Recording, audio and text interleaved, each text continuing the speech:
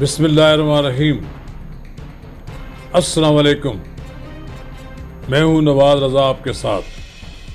50 साल कूचे साफ़त में गुजारने के बाद मैंने अपना यूट्यूब चैनल शुरू किया है, जिसमें सियासी हालात व वाक़यात पर तज्ज़िये, इंटरव्यूज़ और अहम वाक़यात पेश किए जाते हैं।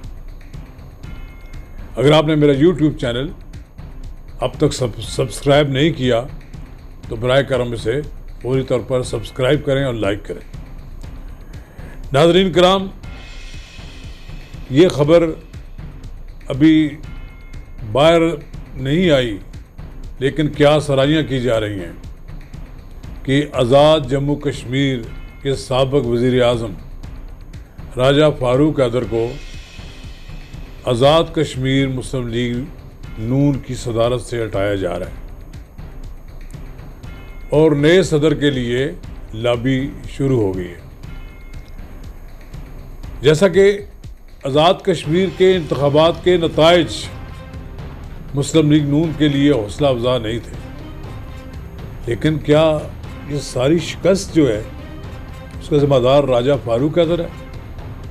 राजा फ़ारूक हैदर ने पिछले 3 साल इमरान खान की हुकूमत के सामने डटे रहे और अपना सर तस्लीम ख़म नहीं किया। उन्होंने नवाज शरीफ के साथ अपनी वाबस्तगी को कायम रखा, मुस्लिम लीग नून को आज़ाद कश्मीर में ज़िंदा रखा। शिकस्त की क्या वजूहात हैं? इसमें कोई शक नहीं कि मरीम नवाज़ के जो बड़े जलसे हुए, क्या बड़े बड़े जलसे कामयाबी की अलामत होते हैं? आपने देखा नहीं कि आज़ाद कश्मीर में गिलगित और बल्तिस्तान की तरह किस तरह इंजीनियरिंग की गई, किस तरह लोगों को तोड़ा गया, किस तरह लोगों के वोट ख़रीदे गए, और फिर हुकूमत पाकिस्तान ने किस तरह वज़ो मदाखलत की। ये किससे ढकी छुपी नहीं है। उन्होंने तो किसी सूरत में राजा फ़ारूक हैदर की क़यादत में मुस्लिम लीग नून को कामयाब नहीं होने देना था।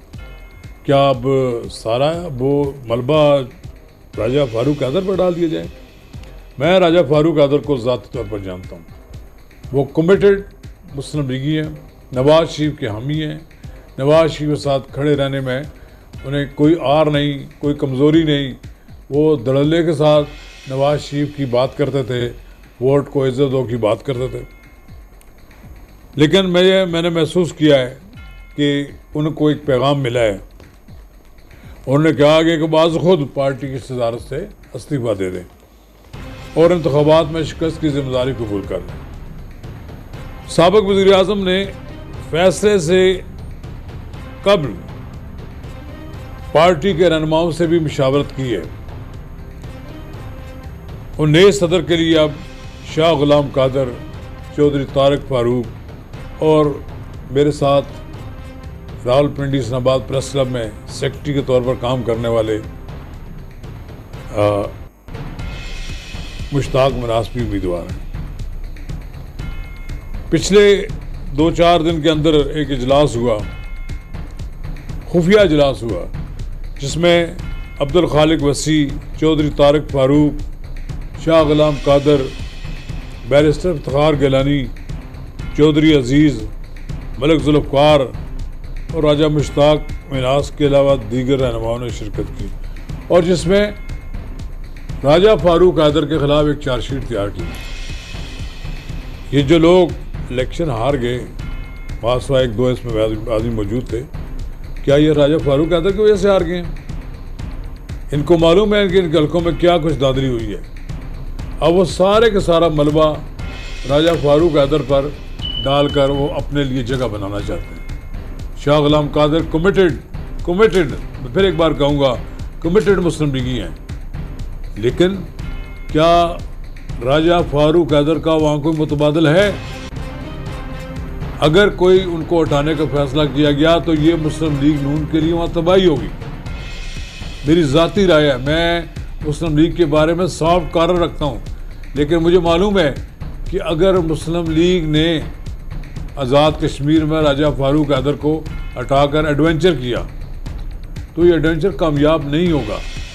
राजा फारूक हैदर के कद काठ का कोई लीडर इस वक्त वहाँ नहीं है।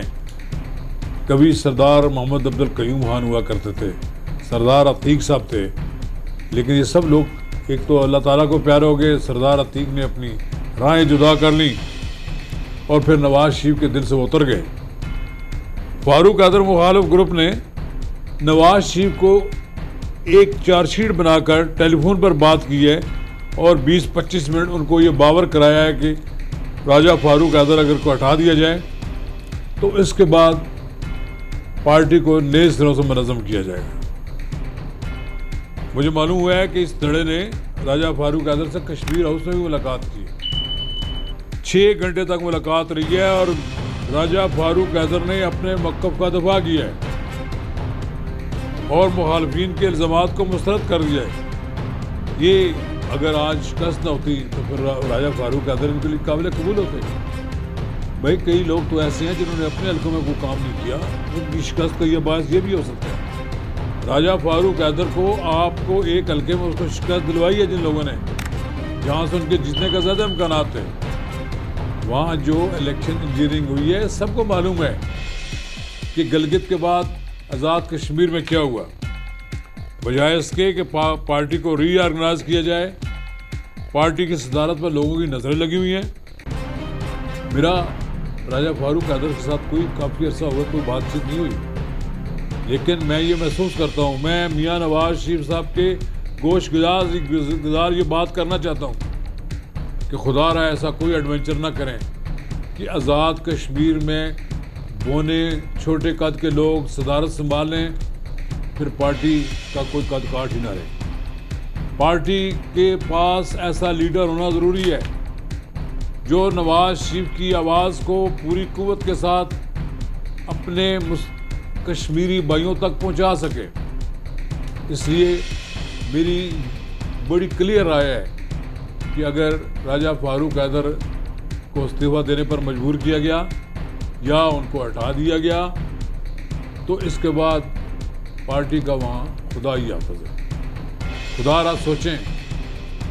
मियाँ नवाज शरीफ साहब के लिए मेरा ये पैगाम है कि आप इन लोग बोने कद के लोगों की बातों में ना आएँ, आप खुद अपने तौर पर इन्वेस्टिगेट करें और फिर देखें राजा मोहम्मद ज़फ़र जैसे आदमी को वहाँ इस बात पर लगाएं कि जो एक गैर जानबदार आदमी है और जिनकी बात में कोई तासब भी नहीं है और कोई ऐसी बात भी नहीं है कि वो कोई किसी की फेवर करें, बताएं कि वहाँ शिकस्त क्या वजूहत है, उस पर एक रिपोर्ट तलब करें।